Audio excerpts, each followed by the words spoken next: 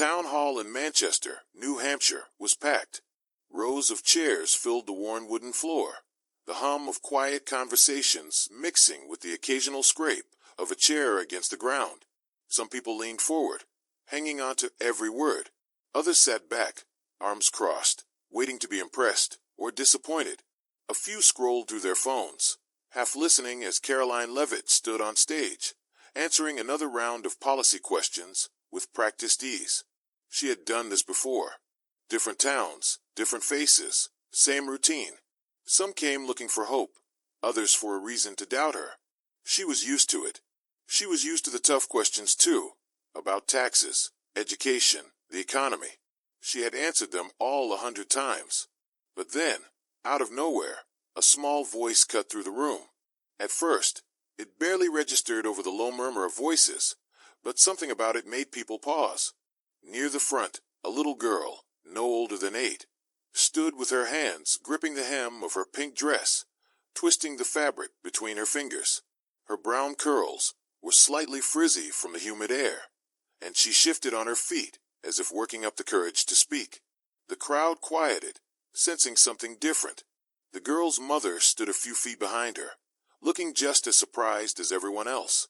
And then, in the silence, the girl asked her question. "What does God mean to you?" The air seemed to change.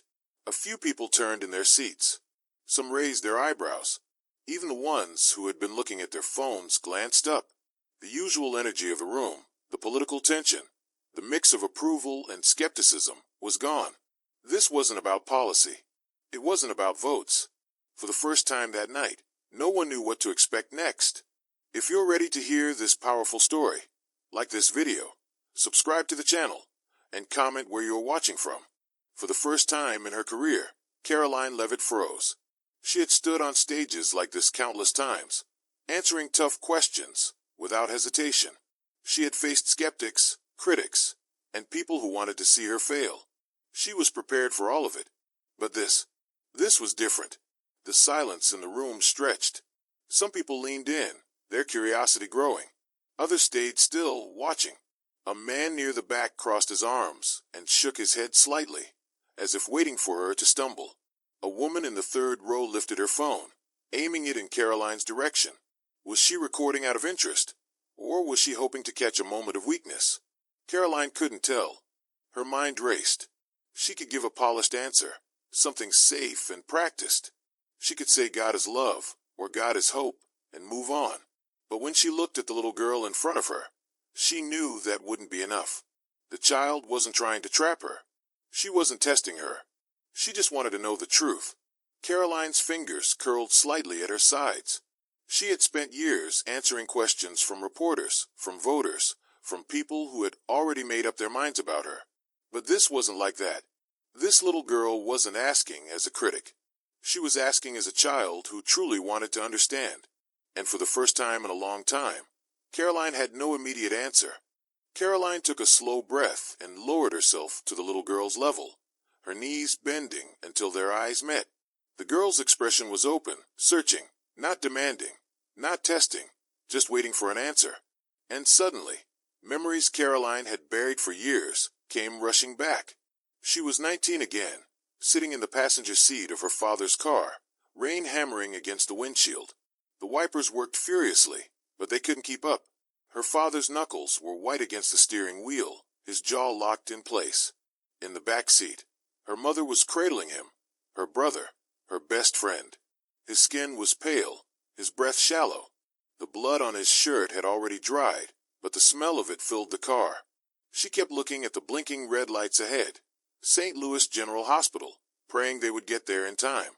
"Please, God," she had whispered, gripping the cross around her neck so tightly it left an imprint in her palm. "Please don't take him. Take me instead. Just don't take him," she had begged. But when they burst through the hospital doors, when the nurses rushed him away, when she stood with her arms wrapped around herself, shivering in a hospital hallway, she already knew. She knew before the doctor even walked in, his face tight, his eyes avoiding hers. She knew before he spoke the words. The monitor had gone flat, and it never came back. Her world split in half that night. At the funeral, she sat in the front row, hands folded in her lap, staring at the wooden casket in front of her. People sobbed around her. Her mother held his hoodie like it could bring him back. Her father's shoulders shook as he tried to stay composed. But Karoline, she felt nothing. She walked into a church weeks later, hoping for something, a sign, a feeling, anything. But when she sat in the empty pew, staring at the stained glass windows, she didn't feel peace. She felt abandoned. For years, she refused to pray. She refused to believe. If God was real, why hadn't he listened? If he loved her, why had he let her brother die? She carried those questions with her every day, and now, here she was, all these years later, looking into the innocent eyes of an 8-year-old girl who had no idea she had just reopened a door Karoline had locked a long time ago. If this story is touching your heart right now, take a moment to like this video, subscribe to the channel, and comment below. The room felt tighter, as if the air had thickened, pressing in on everyone inside. No one spoke. No one moved. Karoline could hear her own breath, steady but shallow. The little girl in front of her still stood with her hands gripping the hem of her dress, waiting. Karoline opened her mouth, then closed it again. This wasn't a debate. This wasn't about policy. There was no easy answer. She swallowed and spoke the only words that came to her. That's a really important question. Her voice was quieter than usual, softer, as if saying it out loud made the weight of it even heavier. Then, from somewhere in the crowd, another voice cut through the silence. "That's nice and all," a man called out, his tone flat, but not cruel. "But where was God when my son died?" A few heads turned in his direction. He sat near the middle of the room, mid-50s, worn-down face, his hands clasped together so tightly his knuckles were pale. He wasn't looking at her with anger. He was looking at her with something worse. Pain. The kind of pain that time doesn't heal. The kind that lingers in quiet moments, in sleepless nights, in the empty seat at the dinner table. Karoline's chest tightened. She had spent years avoiding this exact question. Why him? Why her brother? Why anyone? She had asked it herself, over and over, screaming it in the dark when no one was listening. And now this man, this broken, grieving father, was asking her for an answer. She didn't have one. Not the kind that would take his pain away.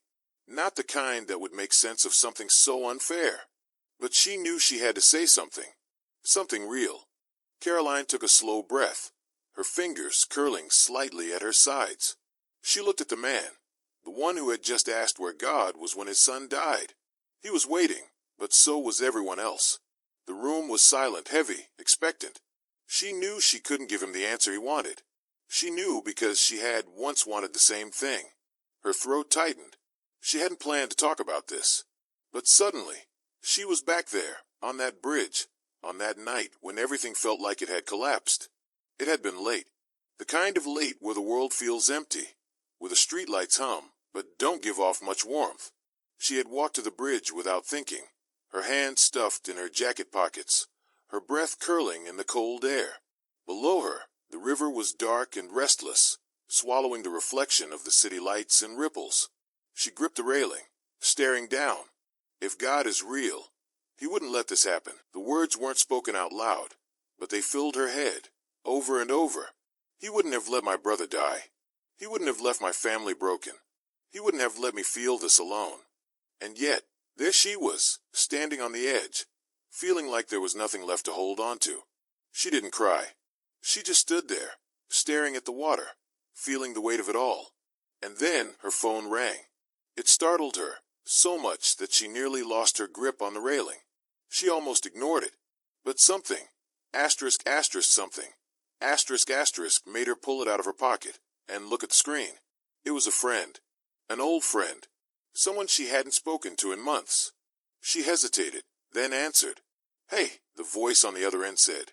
"I don't know why, but I felt like I had to call you." Karoline's breath caught in her throat. She didn't say anything at first. Couldn't. But that call, that one call, pulled her back. She didn't know what would have happened if the phone hadn't rung that night. She didn't want to know. Now, standing in that town hall, staring at the grieving father in front of her, she finally spoke.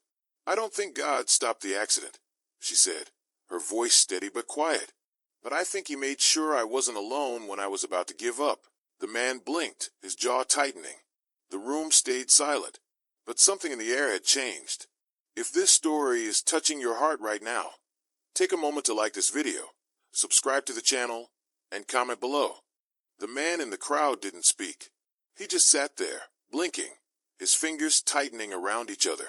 He wasn't nodding, wasn't shaking his head, just processing. Then, from the side of the room, another voice broke the silence. I haven't prayed in years. The words came from a burly man, standing near the aisle. His voice was rough, not from anger, but from something else, something worn down over time. He looked like the kind of guy who fixed things with his hands, the kind who didn't talk about feelings.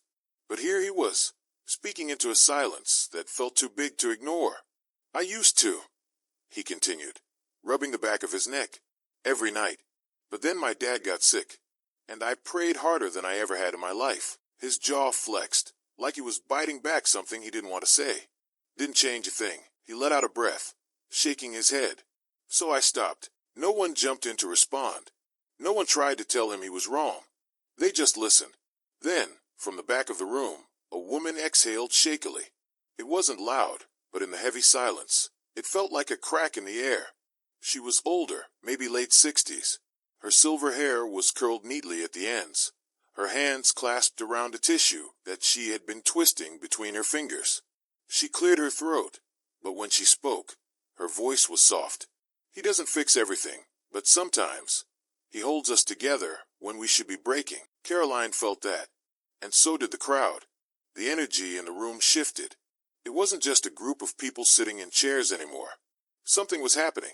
Near the front, the little girl who had started it all tilted her head, thinking. So even when bad things happen, we're not alone. Her voice was quiet, but it reached every corner of the room. Karoline swallowed hard. She nodded. That's right. Karoline's throat felt tight, but she managed to nod. That's right. The little girl didn't hesitate.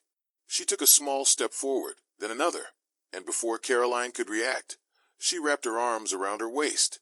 The room stilled. For a second, Karoline didn't move, caught off guard by the warmth of such a simple, honest gesture. Then, she gently placed a hand on the girl's back and returned the hug. It didn't last long, just a few quiet seconds, but something in the air shifted. When the little girl pulled away and stepped back to her mother's side, Karoline lifted her gaze and looked around the room. This wasn't just a crowd anymore. This was a moment. The burly man near the aisle sniffed and rubbed his eyes with the back of his hand, as if trying to play it off. The older woman in the back murmured something under her breath, her lips moving in a silent prayer, one she probably hadn't said in years. Even the skeptics, the ones who had sat with their arms crossed, waiting for something to dismiss, weren't rolling their eyes anymore.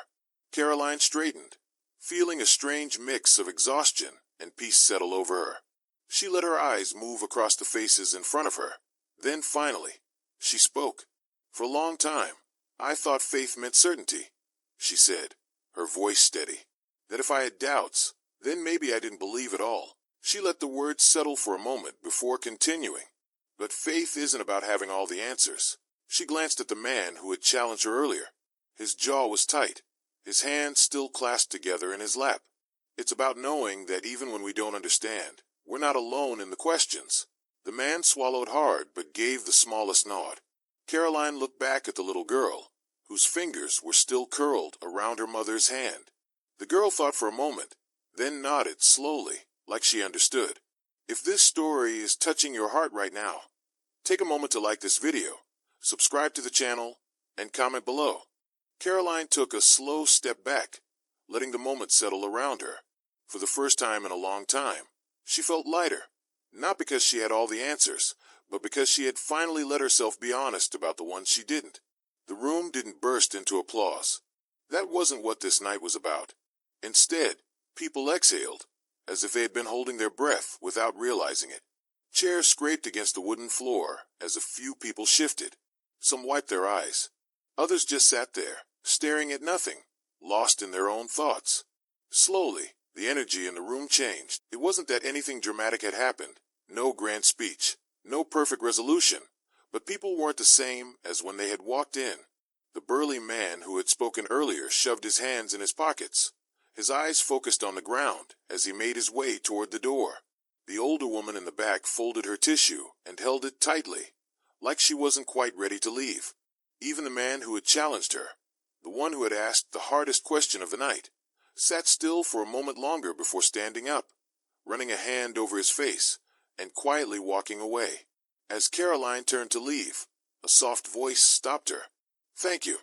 She turned her head slightly and saw the little girl standing by her mother's side, looking up at her. The girl didn't ask anything else. She didn't need to. Karoline smiled, just a little, and nodded. Then, before stepping out, she left them with one last thought. If you're carrying something heavy, I hope you know. You don't have to carry it alone. You are not alone. And as she walked through the door, the screen faded to black. If this story touched you, leave a like, subscribe to the channel, and tell us, who was the unsung hero in your life?